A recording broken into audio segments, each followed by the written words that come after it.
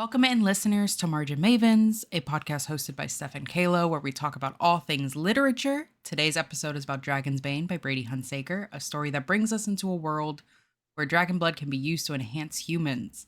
All of this comes with a cost, as we will discuss. We're joined today by the author himself, and we're excited to pick his brain about the story he brought to life. The content for today's episode contains talk of violent death and indentured servitude. Please take care of yourselves and only listen if such topics do not make you uncomfortable. Now make sure to grab a snack and a drink unless you're driving, then remember 10 and 2, and come hang out with us while we dive in. Okay, so I've already said this, but once again, Brady, thank you so much for being here today. First and foremost, as a English teacher, I always really love when authors make a big point on making these books accessible to teenagers, because in our day-to-day life, teenagers really struggle with any sort of reading stamina. I teach English for context. And so I really like that you've built a big emphasis on these books should make teenagers want to read, because that's an incredible feat. Yes. What kind of inspired you to start that? So it'll sound kind of funny because I've been looking into authoring for a long time, and I've been aware of a lot of data and stats and things like that. And I've been part of this program that was originally founded by David Farland. He's the guy. He was basically Brandon Sanderson before Brandon Sanderson was Brandon Sanderson, if that makes sense. He's the guy that taught Brandon Sanderson and Stephanie Meyer and James Dashner and a few other authors like that. So I had kind of joined his little coaching program thing or whatever. And so they would discuss things like this about the market all the time. And we'd always look at like the market and how things changed and everything like that. This is well before I was published. And I was writing books and all of that stuff. And there were some stats and things like that where it showed that there's less reading, particularly among like boys. And I was like, okay, well, I don't know why. Because I feel like YA wasn't even a thing, I feel like, when I was a kid. I feel like when I was a kid, I was reading things like, I literally started reading like The Wheel of Time, or I did have some. There was like the Chronicles of Narnia or things like that I read too. But I don't know. I wasn't sure that there was like stuff that was super targeted for that.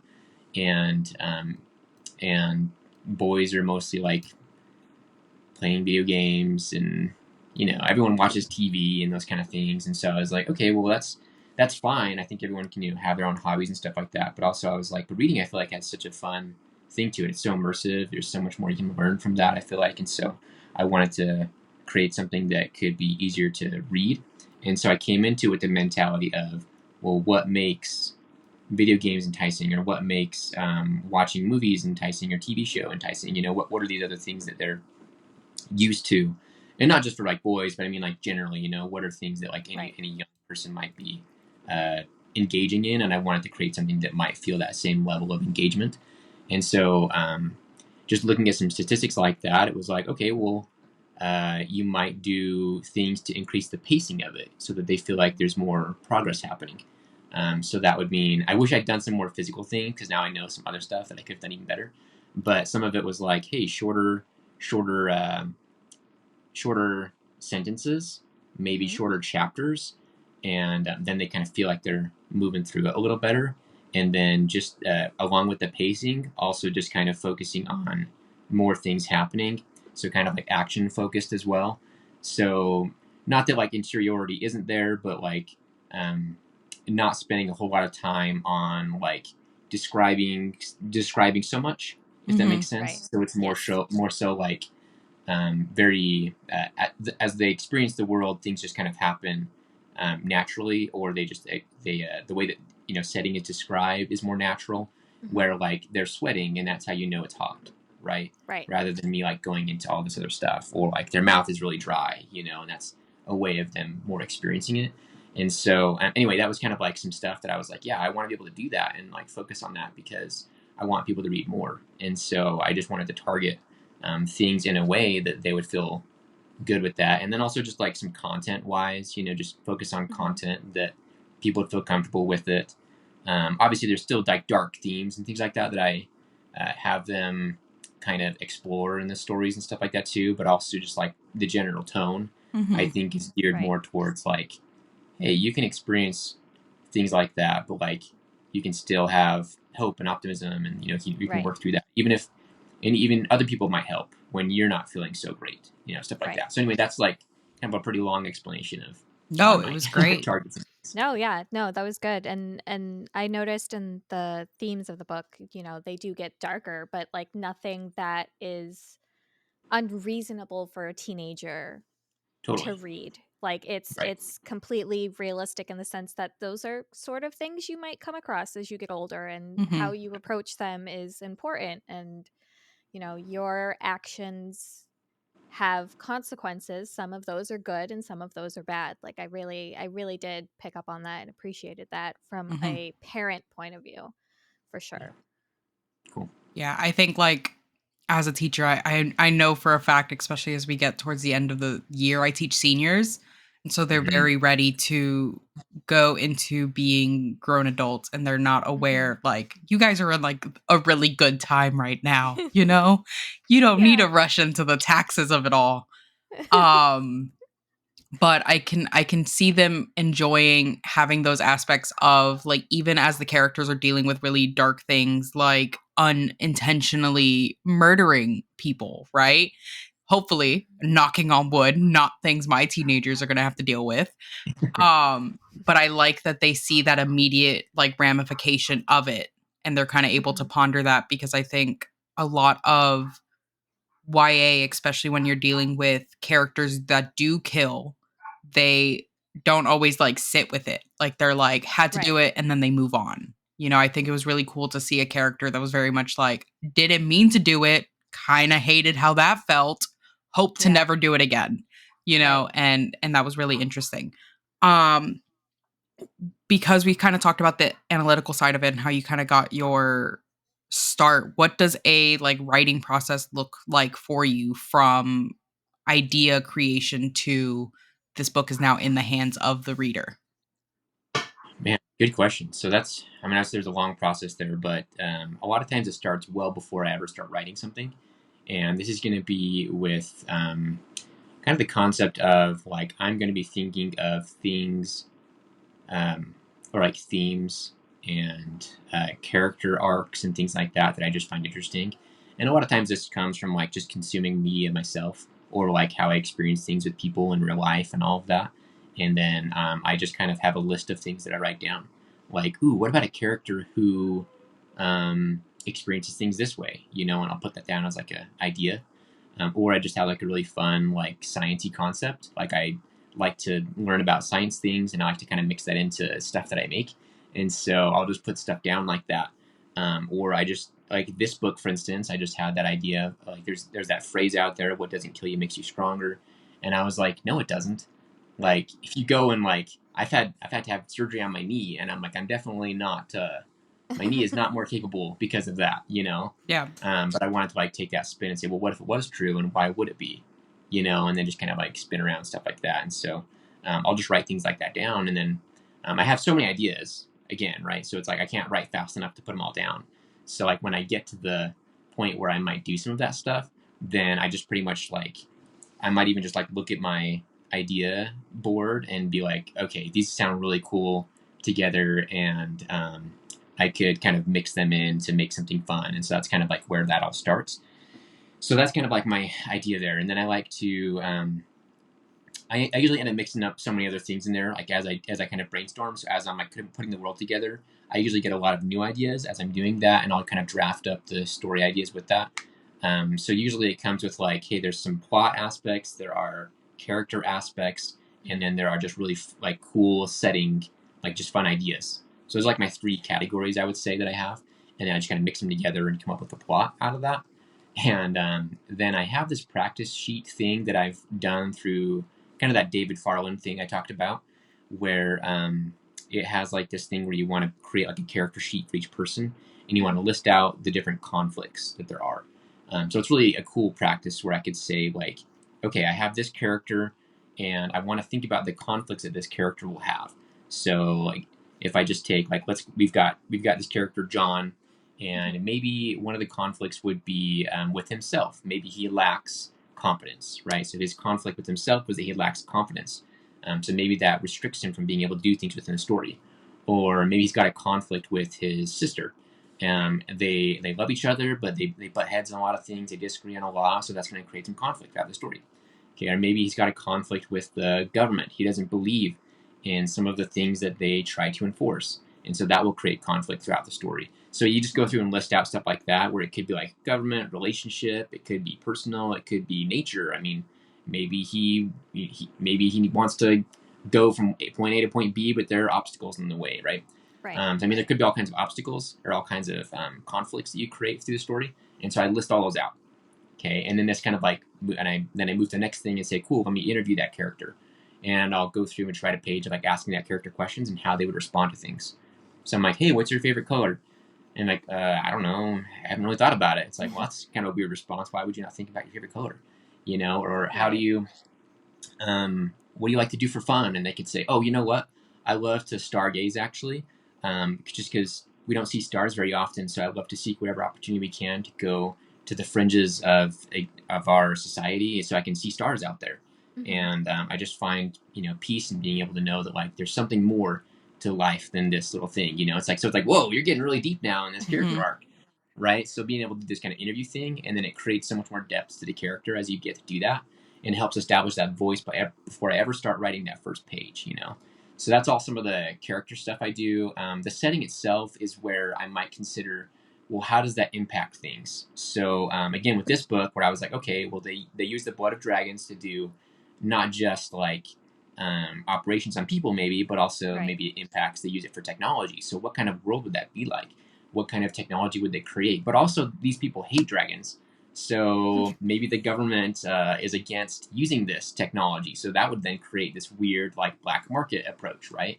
Right. So it starts to give me opportunity to kind of like build on just some fun things that could come out through the story. So that's all just some preset type things I might do before I ever write, and then it's I come up with the plot, right? So I come up with all of that stuff before I even come up with the plot usually, Mhm. and then that kind of helps me kind of solve what we're going to do. Well, some of the motivation helps kind of impact what I think the plot will be. So as I'm doing the character stuff and knowing what their motivations are, that might then impact like, okay, where do I want these people to go, and how do I want them to evolve through the story, and then how does that then create some kind of plot, and along with all the other stuff going on. So with the setting and the world and the people and the different conflicts there are, um, usually your idea is going to be, how do I solve this conflict now? How do they then come to resolve all these inner conflicts or these things that they're facing? And that kind of like evolves the plot itself. So you Right. basically already created this like story that you're going to go through once you've done all of that, and you just think of all the different aspects and then the conflicts that they have, and then it's Mhm. just easy to think, okay, so the plot then is how do they resolve those conflicts. Right. So being able to then write the story becomes a lot easier, and it's so much more natural as the story goes along, because you already have these like different beliefs or motivations that the characters have, and like even the world might have its own motivation, or the government or the gods or whatever, right? Mhm. So then how those things all come together just makes it so easy to put words to page. So that's all kind of done like in the back end, so that when I do get to the writing part of it, it goes a lot smoother, and I can just kind Right. of set up a process of, okay, well, I'm going to write for 30 minutes. We're going to get as many words done as we can, and usually when I'm drafting, I try to get about 1,000 words a day. So that's kind of my Mhm. drafting phase, as I just get into that and start writing at least 1,000 words a day until the book's done, and that's it. And I don't go back and edit things very much at all during my drafting phase. I know some people do, but I'm just more so like, I'll finish it up and we can fix all the things later. Does that So take, sorry to interrupt, does that take a lot of yeah, like willpower on your end to like not draft things or not uh, to edit things while you're drafting? no, it's not too bad. Hmm. So it's just it's a mentality that I have, that I want to finish, and so I'm more motivated to finish than I am to do anything else, Mhm. essentially. So yeah, so I like progress and moving forward. However, I'm kind of a thorough writer, so I write slower than most people, because I try to be more methodical about each individual sentence. Is the idea. Unless I get into flow state, you know what I mean? Sometimes you get to flow Right. state and it's just stream of consciousness, things are just going. So, but yeah. But I mean, usually, yeah, it's pretty straightforward, and yeah, I just finish up. So I mean, that's kind of it. I might when I pause, I might like kind of kick ideas around with people because I have a couple friends that also write, and so sometimes I kick around ideas with them Mhm. about things. But for the most part, it's just full steam ahead until the book is done, and then go through and modify and adjusting things from there. So, but I try to do. I know everybody says this, but like I try to do so that my first draft is as close to like 100% done as possible. However, I mean it's usually more like 85% where I'm still going to go around and move some stuff Right. around and delete some things or add something. So yeah, but that's kind of it. Is that process similar when writing a series in particular? Like, do you utilize the same process across the whole story, or is it just sort of like each individual book is its own thing? It's gonna vary by series. That's actually a really good question because I mean like I it's different for me sometimes. Like my Ring Dweller series, which was the first book series I put Hmm. out, I knew exactly how that series was going to end before I ever started writing anything, and so I just had like these really cool ideas for that to begin with. With like Dragonsbane, for instance, it was a little bit different in that I Hmm. knew how the first book was going to end, but then I knew how I could do two other books if I wanted to. Although in my mind I was thinking it might just be a duology or something, but I kind of knew how I would want those to go. But my intention at the beginning was that this could be a standalone, was how my original idea was. But then I went back and changed my last like three chapters so that Yeah. it would definitely have a next book. So yeah, it was. I did a whole rewrite for Dragonsbane. Actually, in fact, it was a sci-fi book originally, and then I Yeah. went and rewrote it as a fantasy.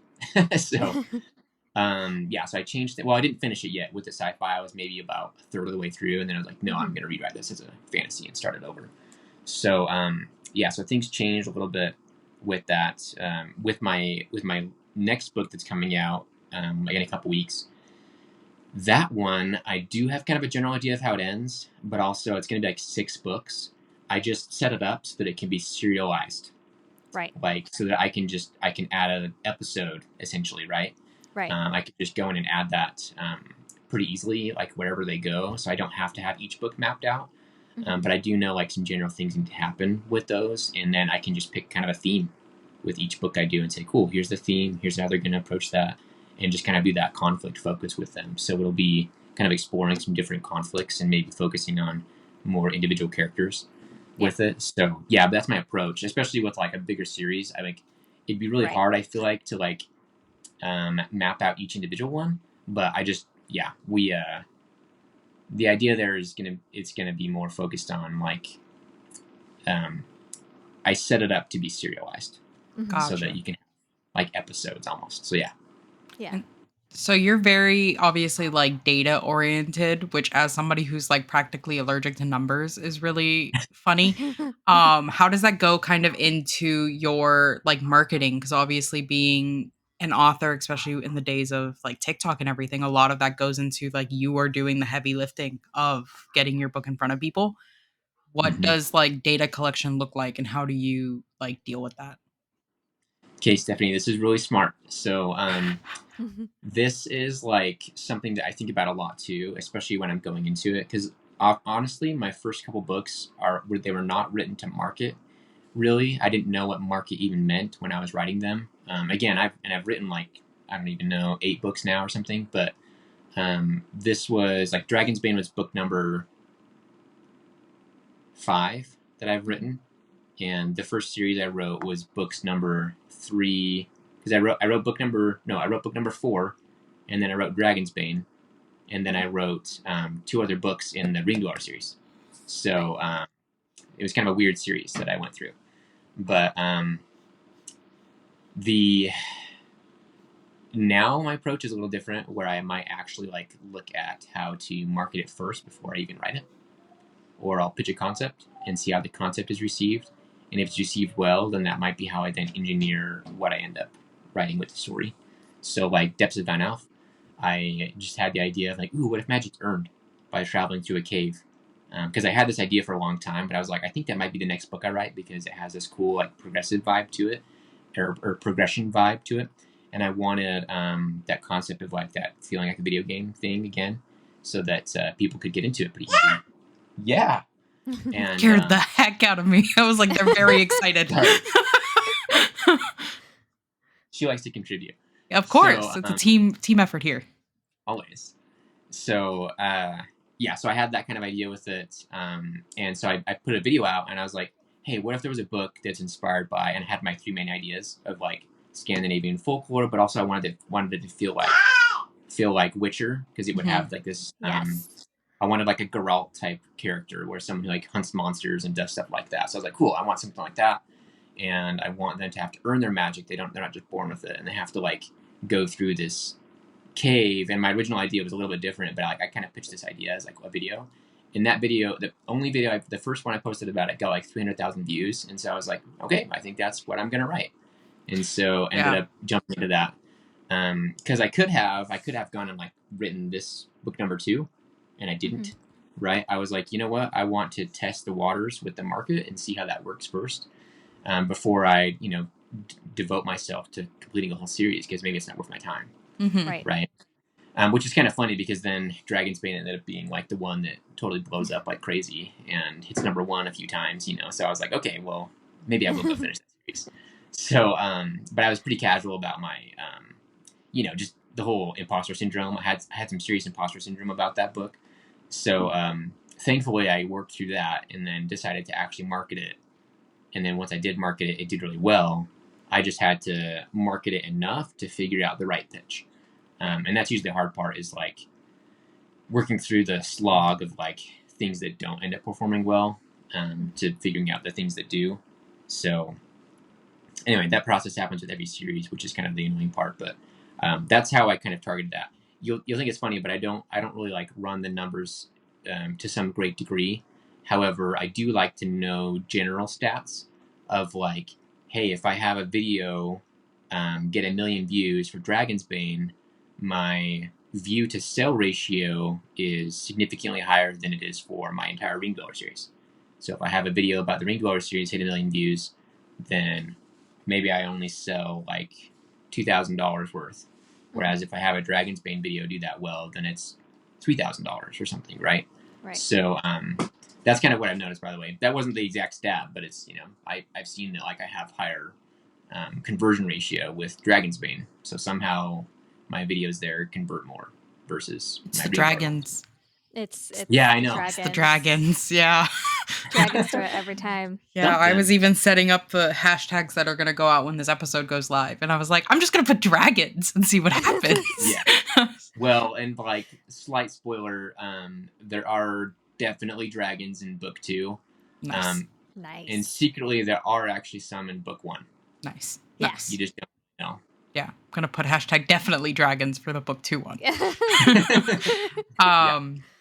Yeah, I think I'm always really interested in, especially like smaller authors, in terms of how they have to market, because I think before you saw a lot more like publicity or the agents and everything doing that heavy lifting, but now it really has fallen onto like there are authors who have fantastic stories and they're not getting deals unless they have already the following like built. And like, what's your opinion on like you have to use social media in order to get your book out there to even have like a publishing house or an agent want to sign you? Okay, good question. So I'm not the expert on some of that stuff. However, I have seen and been exposed to a lot of stuff from people who are. And in all reality, I think if an agent or an editor comes across a story that they're passionate about, that they feel like they can sell, they'll buy it. So it doesn't matter what your following is or anything like that. They'll buy a story regardless. Is my general opinion. I know that they do look for some certain things, and like again, some agents might be looking for a particular product, and they might feel that your voice doesn't fit what they want to sell, or they might feel something like that. But again, the social media presence isn't really going to be a factor, I think, with legitimate editors or legitimate agents. Right. So that's what I would say. So if they're really like, if they're in the market, if they're in the professional business, then they're not going to take that into account. They might take it into account if you have a pretty massive following. That might be like, oh, okay, well that might have an impact. But I mean, that's only like if you have 100,000 followers on TikTok or something, then yeah, that might give you a little leg up, but you still have to write the best dang story ever, in order to like really get that type of representation, because obviously people get so much influx of. But I mean, that's what I would say. So I mean, it can have some impact, but I don't think it's like too significant if you're expecting to go the traditional route. However, if you're indie publishing, then follower count, again, I still don't think matters at all when it comes to indie publishing. What matters is the number of views you can get on new content. So my follower count doesn't impact my sales, right?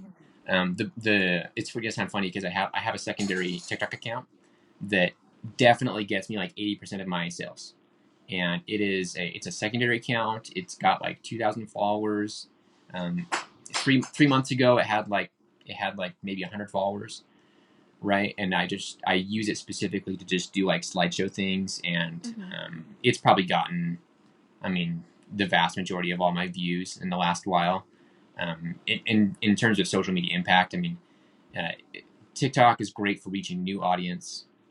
Instagram is great for interacting with people that you're kind of already, they're aware of your story. It's great. I think you make more connection with Instagram, and then it's gonna sound funny, but Facebook, all my stuff from Instagram also gets posted to Facebook, and that also creates some really good exposure randomly as well. And that's just totally sporadic. Most of my videos only get like less than 100, maybe 200 views. Facebook is on no there, man's then, land. Yeah, but then like out of nowhere, I'll just have one that jumps up to 100,000. So it's like, yeah, the views on Facebook are like 1 to 200, and then something 100,000, million. Yeah. So it's kind of crazy on there. So, but anyway, I think that's my 2 cents on it. Yeah. So like, don't worry about follower count. Like in all reality, just figure out how to get books to the right people. I have a question that I wasn't planning, but ironically, the children sparked it. Has being a parent changed kind of your view on writing, or like what you want to come out of your writing? That's actually kind of interesting. More so in just that, like, not a whole lot in all reality, because like I've always kind of had the same idea of like what kind of stuff I want to create, and so and maybe I've always had the idea that like I want stuff that they could engage with. So even though I hadn't had kids yet, I always kind of had that in mind, that like, yeah, I want to have books that they could read and they would enjoy as well, and or any kid. Just because, I was always thinking about myself as a kid too, and how I always wanted to find certain types of things, and it was really hard to find. So I just wanted to help the market a little bit that way, I guess. So, yeah. That's fun. I like the idea of your kids reading your books one day and being like, how could you do that to this character? I look forward to it. Yeah. Going kind of into the specifics of Dragonsbane, right? So listeners, at this point, no mercy for you. Yes. So we meet a character named Ven, right? And right off the bat, he's really interesting because of 2 things. One, he is a millionaire 17-year-old, right? Yeah. So he's kind of having to deal with that aspect of like, I don't really need to worry about money anymore, but I'm alone in the world. And he has a like person that works with him that's like a friend of his, which I found really fun because it's very like teenager-esque of like, I come home and you're not really working, but you're my homie, so it's cool. Yeah. And then we find out that there's obviously a lot of intrigue with like how his parents died, and he gets pulled into this whole other kind of realm, right? What was maybe the hardest thing to really like nail when it comes to Ven and like his portrayal? Because he kind of like is very fluid throughout most of the book. Yeah, that's a good question. It had a lot to do with like the motivation, like really getting solid motivation on that was, yeah, for whatever reason that was like kind of harder, because it ended up changing like in the middle of the story, and I actually had to go fix some stuff to make sure his motivation was more consistent, because like, and again, that's a hard part too, because I'm too realistic almost, and which is good in its own way, but also like with a story you want to frame things a little more so people because they have certain expectations. So like his expectation or his motivation changed. At first it was like, I've got to figure out what the heck happened to my parents. What's the deal there? Yeah. But then you'll notice like his motivation changes as he gets into the mix. He gets there and he meets Mia, And Mhm. it's like, well, I don't Teenage know, boy maybe immediately, like, maybe something else is a little more important. I don't know. yeah. So like you'll notice like his motivations get kind of muddled, but then towards the end of the book, I had to kind of like refocus that a little bit and be like, okay, well actually, he still does need those answers, and he still does want to figure that stuff out, and so like kind of working towards that, and I mean that's kind of I was kind of very realistic with how I approached that, but I mean like yeah, he's still going to have those questions, he's going to have those issues, but I think that's probably the hardest part was just nailing that motivation, and then his character does change a little bit where he's very trusting, he's very kind of gullible, Hmm. right? Like he's just going with the swing of things, and he's very optimistic, right? And towards the end of this story, a little bit of that changes, right? So just kind of like maintaining that focus on his arc, I think was hard because like he has a strong personality, but like it was fun. It was interesting to just kind of get that lost sometimes in like the plot. So like making sure his character stays consistent through the plot changes and stuff. So yeah.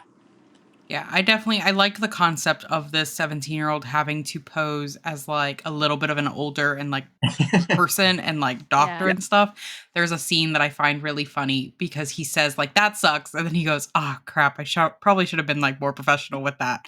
Yeah. And I get that a lot with my kids because they'll like say something to me, and I kind of just like look at them and I'm like, guys, this is an essay that we're working on. I need you to not put "it's lit" in it, like. Oh my. um, but speaking of like character growth and character change and stuff, Mia, man, she goes through like a doozy She throughout this does. book because when we She meet her, really she's does. obviously very much like, frick this doctor. He doesn't talk to me. He's old as heck. Yeah. And then she kind of like jinxes it a little bit because then she meets Ben and she's like, my guy has to be obviously dead. There's no way he's just not here anymore. And then the younger one comes in, he goes, and it's like, oh crap, yeah, no, he's dead. And what kind of was your how are we, I guess, trying to figure out like Mia's motivation? Because in the beginning, it just seems like going day by day is her motivation. Like, I'm just trying to get Mhm. through the next day. I want to be the best in these competitions. Right. And then obviously she's hit with trauma over the head. And then her motivations are obviously very different. But how did we Right. kind of figure out or paint how you were going to write her? Yeah, that was also hard too because it was like, again, I tend to have the tendency where things change for them so rapidly sometimes. That's part of the whole pacing issue too. Is how do I keep this rapid pace and maintain the motivation part to it? So hers, like, yes, you have that where there's this competition. She wants to be the top. She wants to be right there.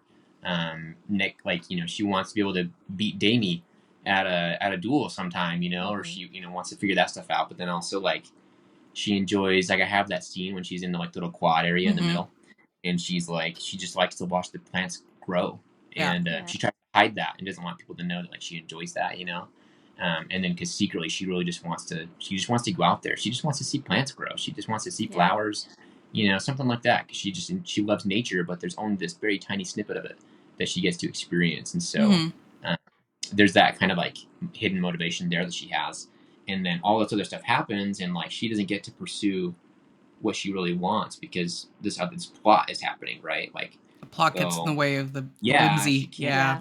Really Yeah, does. she can't go enjoy what she wants to because, well, first of all, she has a deadly restriction, Mm-hmm. and secondly, like her morals say, like, well, yes, we do have to take care of that, so I don't get to enjoy what I want to, basically. But I mean, I think ultimately, like, and maybe it was kind of subtle, but like ultimately, I do make it so that like she is pursuing what she actually wants at the Mm-hmm. very end, Yes. and that's what she's trying to get away with, is at the very end. So she gets there, Yeah. and She definitely yeah, gets there. Threw me for a loop. Yeah. Um Yeah. yeah, Dealing with so within this book there's obviously the kind of like underlying theme of like mortality and everything. hmm Me being somebody that's into the macabre and everything, like what are your thoughts on it? Because obviously we see the difference between the humans that are easily breakable, right? And then the humans that aren't. And Mia has this moment of like, hey, can you take out this thing that could kill me? Um, and then she has that realization of like, oh my God, wait, is that what it means to be human? Like having something that could just easily kill you? Mhm. And kind of what was your thought process in creating these like intertwining mortality questions, especially for teenagers? Because that's, they figure out what death is around the age of like 10. And so Right. then obviously moving forward, they're like, oh, these are kind of scary. Like death's still pretty scary concept to me. Like if I think about it too hard, I like freak out and then can't Mhm. do it anymore. Yeah. So, um, yeah, interesting. I know. Sorry, I have to take this out of her mouth. Ah, But all right. So just exploring this concept of like mortality and like people's kind of realization with that. So I mean, she could have been, yeah, she could have been just as mortal as anybody else Mhm. in that sense, and still be able to explore that a little bit. But I think having this concept where like, yeah, they basically are immortal, right? How does that then impact how they think about death, right? So, and it gives more of an opportunity to be more introspective about it because, like, me, how I might experience that is me kind of different. So, like, I had to kind of figure out how that would be experienced on her end, because hers is the only POV we get of someone mhm. who's immortal, essentially, right? Right. So, yeah, I wanted that opportunity basically for us to explore, like, well, maybe it is important, maybe it is valuable that, like, yeah, we do die, and that's okay. Yeah. um, and like there can be conditions in life that impact that, and how do I then process that, right? So like it gave me kind of this opportunity to think about that a little bit more, just because of like her nature, the type of person that she was, and like just her own characteristics. So I don't know, there's a little bit of that there with it also. Gosh, one of the other big concepts was just this idea, and I don't know if you picked up on this, but like this idea that like people could have similar circumstances Yeah. and then end up so different. Yeah, Yes. nature Like versus what? nurture. Love it. Yeah. Yeah, what then impacts that, right? Where Ven, for instance, could be a very bitter person, but he's like still super optimistic about things.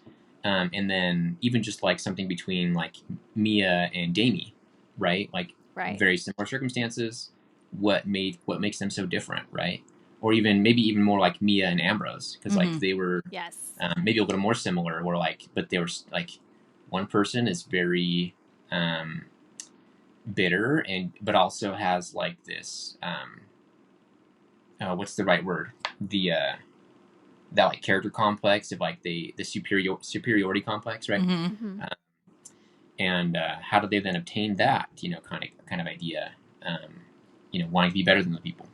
And you see Mia experiences some of that too, like I want to be better than the people, but then Right. like sees that other people die, and suddenly it's like, whoa, hold on, like what is the value in that, and starts to kind of think about that a little bit more, and then why it's so important that people get to experience things like compassion. Yeah. Like how different was it for Mia because she had somebody that was nice to her. Right.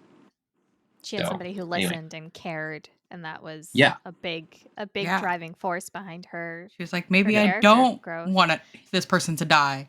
And Yeah. that's a bummer for me because life would have been really simple for me. yeah, yeah. um, And so her being able to like look at that and see, and she has this opportunity to kind of look and see like, okay, well, here's Damie, here's all these other subjects and how they kind of interact with life, but here's Ven, Mhm. who's like, he's a happy person, he's realistic, he listens, things like that. So being able to look at that and think, I don't know, it gives a little more depth to introspective, um, yeah, just to her, I guess, her introspection in that sense. So yeah. yeah. Yeah. I liked the psychology is important propaganda throughout the book because obviously they're all doctors and stuff, but Ven Mm-hmm. ends up proving to be like more valuable than the other doctors because he treated them and not even like medically, right? Like he was Right. just like there for them and was really leaning into Listening. these Yeah. ideas of like talk therapy and stuff. And so that was really Mm-hmm. interesting to kind of see. Um I'm very interested in if forgot her name. The one that wanted them to start being like mercenaries and everything. If that mission hadn't come about, right? If Damien them hadn't gone on it, would the story had played out the same in terms of like the escapes and the stuff like that? Yeah, I think it still would have, you know. That was just I think it was an opportunity for them to explore. Like, I mean, they're going broke, like, Mm-hmm. need Right. stuff to happen, and this opportunity arises. She's aware of that, makes this kind of like thing happen, but um, so I think this thing still would have happened. They would have um, without that first little missionary job or Yeah. mercenary job. Mm-hmm. Um, yeah. So I mean yeah, Yeah. but it just provided like an opportunity to do a lot of exploration for the characters, I think. Mm-hmm. Because I think it was really interesting that throughout the book, obviously, we end up seeing the like head of the organization of the research and everything, and he very much tries, I think, to like paint himself as like I've only ever wanted to like do good. But I like that Mia still very much remembers like everything bad that has happened to me has been because of you. You know, like Mhm. your goals might be I want to save humanity and stuff like that, but she's still like you and I are not friends. You and I don't like you. um Right. we have a common goal right now because we have somebody we need to get rid of, right? But that is still ultimately like consequences of your actions, not mine. Yeah. And so I appreciated that she was still very like able to see that, and it didn't become something of like, oh, he is good because he's going to like help us deal with it, and he didn't want to do Yes. mercenary stuff, you know. I like that she was like, no, you're just the lesser of the two evils right now, but you're still kind of bad. Yeah. um so I do everything I can to avoid spoilers of any sort of like future books and stuff, so I haven't even looked into like book 2 or anything. But kind of like, what's your plan if it's not incredibly obvious with a Google search of like what's your plan with the Impervious story? Yes. So I think, just context wise, I think it's only going to be a duology. I'm kind of putting some stuff together for it. I was going to do some things to serialize it, kind of like I was thinking with Depths of Unoff.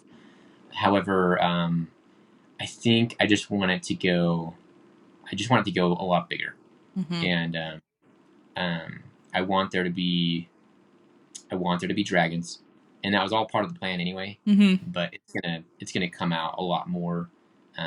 But yeah, it start it starts out with a really big twist, like right in the first chapter. So I'm not gonna spoil that, of course. But yeah, uh, it's been a few months. It's been like 9 months since the end of the last book. Well, no, not 9 months. I think it's been 8 months Hmm. since the end of the last book. So Dragonsbane book 1 ends, and then 8 months later, book 2 starts. It's kind of like timeline wise. Ben is back at Harvard.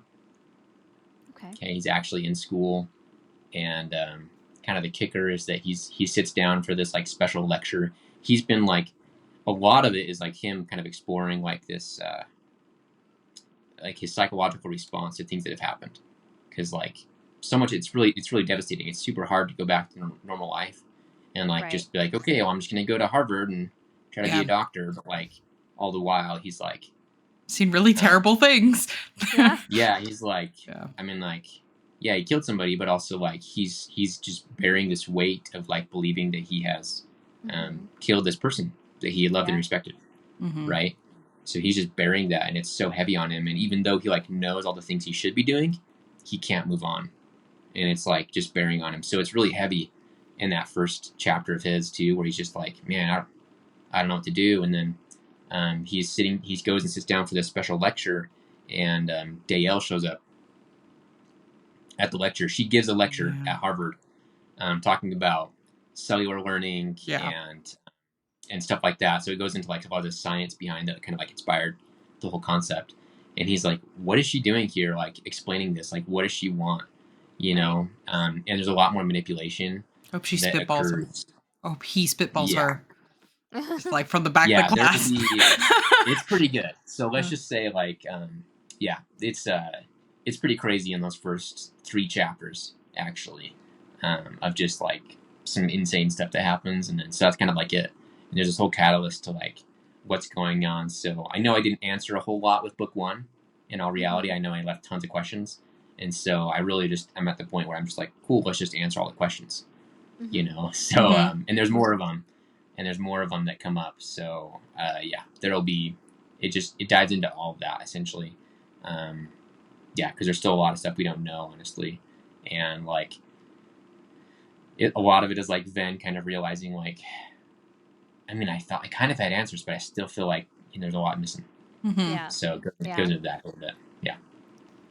Um, it to me when I read the first book, I felt very much like I was reading an anime, like not so much Hmm. a manga, but more like an anime. Is there Okay. any hope, dream, intention of maybe seeing the Impervious series adapted in some capacity?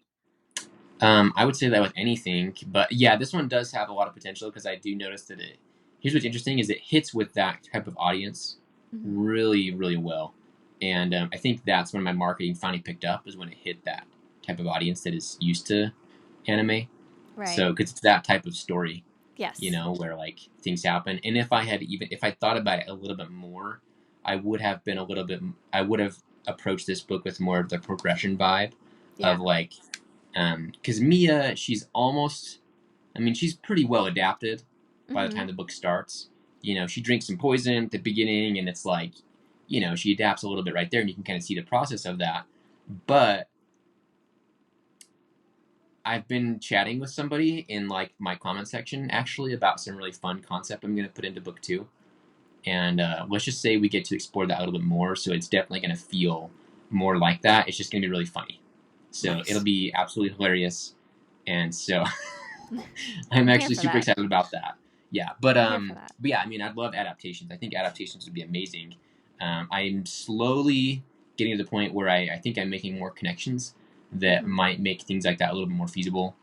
It's just it's hard. It's hard. It's Yeah. hard being new to get into that. I'm still only 2 years into publishing, so but we'll see more stuff happen as things increase because obviously like sales have been good, right? Right. And they only get better Yeah. really, and so You did a kick-ass we'll see how that Kickstarter, goes. so Yeah. Yes, yeah. yeah, exactly. And I mean, Depths of Van Alf is going to do really well. So I mean, there's that whole thing, but I mean, yeah, there's stuff I can do with this, I'm sure, especially as I finish up the series. And again, it's only going to be if it's only 2 books, then it's going to be kind of wrapped up and done. Mhm. And I think we'll get some really cool opportunity to see how things can expand with it after that too. Mhm. What's the Yeah. timeline looking like for that? When do I need to what date am I penciling in September. to Nice. Yeah, September. I'm sitting at it's going to be a lot longer. I think 200 and something. this was like 80 something thousand words, Yeah. like 85,000 Yeah. words, I think. Mhm. I love that Um, authors don't do it by page numbers. They're like, this is the word count. yeah, well, the thing is, you can mess around with page numbers. You can make as many pages as you want, Right. right? Yeah. So, but I'm commissioning some artwork for it as well. So, because I'm already kind of putting Nice. together like a special version of it that I'm going to do, and but I'll do the standard release, and that'll happen in September for book two, and it's going to be bigger. It's going to be like maybe 120,000 words. So Okay. it's going to be another good it's going to be 50% bigger than book one. So Nice. there'll be a lot more happening, obviously, because of that. So I've got a lot to wrap up. Because again, I was originally thinking it might be a trilogy, Right. but I'm going to try to make it a duology. So that just means it's going to be a bigger book, which is fine. I think bigger books is where I want to go. Because Mhm. if I look back at like the biggest critique that I get about any of my stuff, it's usually people saying it's too fast paced, which is weird to me because Mhm. I'm like I did that on purpose. But Right. also, I think what they mean is that they want more context. Yeah. So I'm just adding more context. I did that with Depths of Van Alf, where and here's what I should say is that I'm marketing on social media, which means that the main people that are purchasing are adults, Mhm. right? Yes. My books aren't in stores. Kids aren't seeing them in stores. Grandparents aren't seeing them in stores. So it's they're not getting them for their kids and stuff like that. I mean, this some people still are, but again, you have to think like, and the kids love it, and like all the feedback I get from kids reading it is that it's perfect, right? They'll read it. Mhm. They'll read all the books in the weekend, stuff like that. But I'm realizing that like yeah, the people buying it are Yeah, the intended um, demographic when you're planning the pacing is not necessarily the intended demographic that's finding it. exactly Yeah. yeah. Right. So that being said, so I'm kind of leaning a little more towards like, okay, cool, let's appeal to them a little bit better. Still, I'm going to keep a lot of the same voice and style and stuff like that. However, I'm just going to extend it. So there's a lot more interiority that happens, is kind of like the big part to that, because I didn't have as much of that because of the pacing, right? To kind of keep things going, move it along. So there's a lot more interiority that occurs. And so, yeah, book 2 is a lot bigger because of that part of it. So, yeah, but I mean, that's the idea. And I will do a special edition duology, so it's going to be like both books together. And that will end up happening probably next year. But Nice. I have the art commissioned already. So, That's fun. yeah. That's half the battle. Yeah. Right there. Yeah, it really is, Finding- though. But Yeah. it's mainly because, again, it's kind of simple where I've already got like a straight edge type thing. I'm just going to do like end pages. So there's a really cool, as you know, in book 1, there's that like end battle. Yes. I think one of the scenes I'm doing is that, where it's going to be like the face off Nice. in the courtyard. And then the other artwork for book 2 is basically going to be like a giant dragon. As it should be. Love Doing that. something. Hashtag dragons. Yeah. Yeah, dragons. No, that's great. So.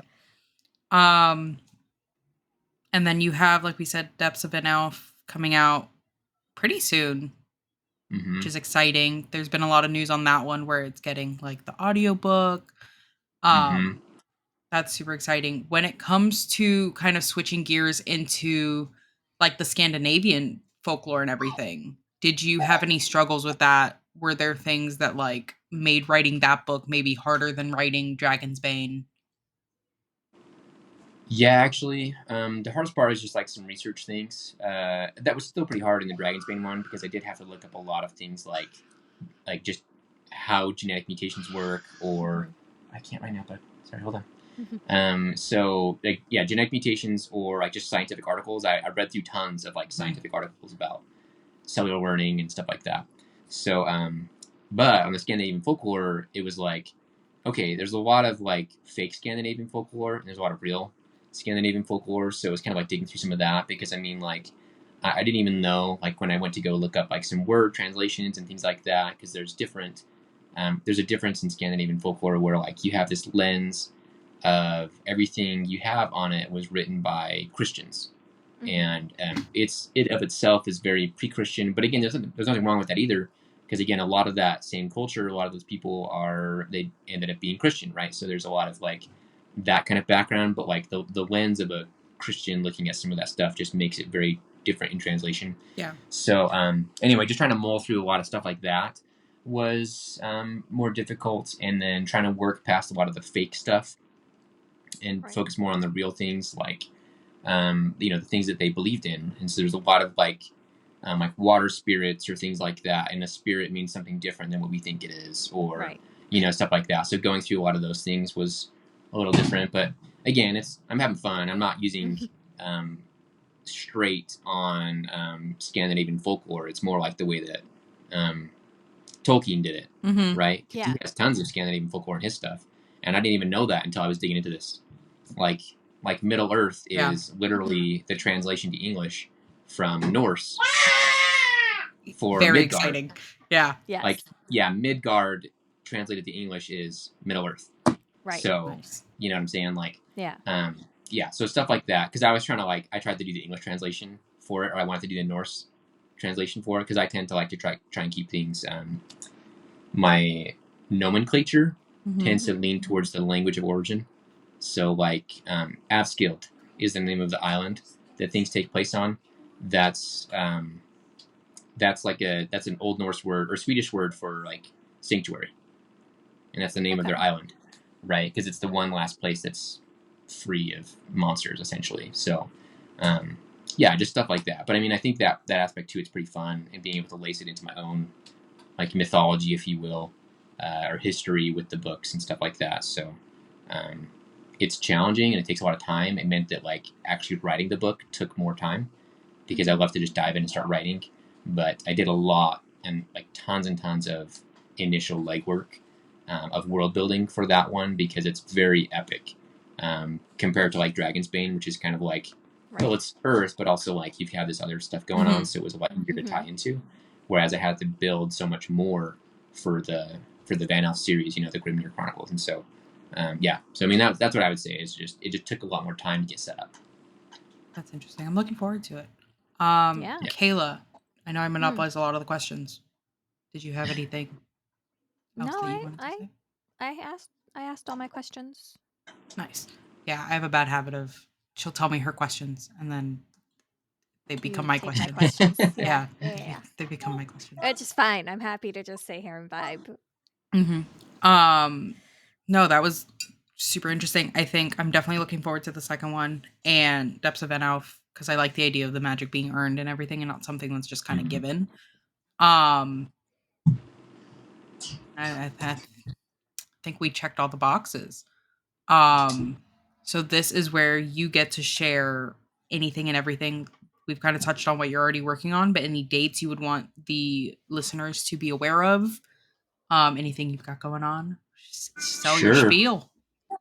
Yeah, I mean, those are probably my main things with Depths of Vanoff coming out on April 8th.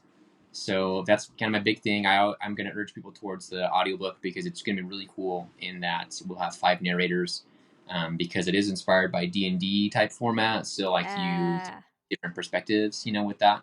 So there is kind of a main character, but also like you get the POV of each of the other characters in the party, right? So we get to kind of head hop a little bit and see how they experience the same story, which I think is what you get when you do a D&D with your friends, right? Yeah. So so it's kind of like doing a campaign there. So I think that's going to be super fun. So the audiobook will definitely be something we're checking out. And I was really lucky with that whole deal. And it was so funny that we even had 5 narrators because he was like, how do you want to approach narrators? And I was like, 5 might be cool, but I was like 90% sure they're going to say no. And so like 5 narrators might be cool, but I mean, obviously you can just do 1.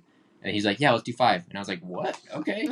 So anyway, so I think that'll be awesome. And then of course, Dragon Sworn, which is book 2 of the Impervious series, coming out in September. So we do have a deadline for that. I've got things lined up for editors and stuff like that already. So that'll be good. I'm in drafting phase. I've been taking people's names and incorporating them into the book. I saw that they submit those. Yeah, and you were like, so you I like might die. Yeah, I like to incorporate like my audience in my stories, so I think it's really fun. So just know that like we're looking at that deadline, and then after that, it's kind of like full steam for the Van Elf or like the Grimnir Chronicles. We're full steam for that, so I'll be kind of pursuing finishing up that series, and that's kind of my current projection. After that, that's going to take me a couple time. years. Yeah, busy time. Yeah. Yeah. So that's it. That's great. Well, if I see a character that dies and has my name on it, just know I might cry a little. All right, perfect. There's a lot of people dying in the next book. So yeah, I'm sure. But thank you so much for being here again. For the listeners, any links that are important will be down below. Thank you guys again for joining us today. Make sure you follow us on Instagram. Make sure you're following Brady on all social media. And we will see you guys in the next episode.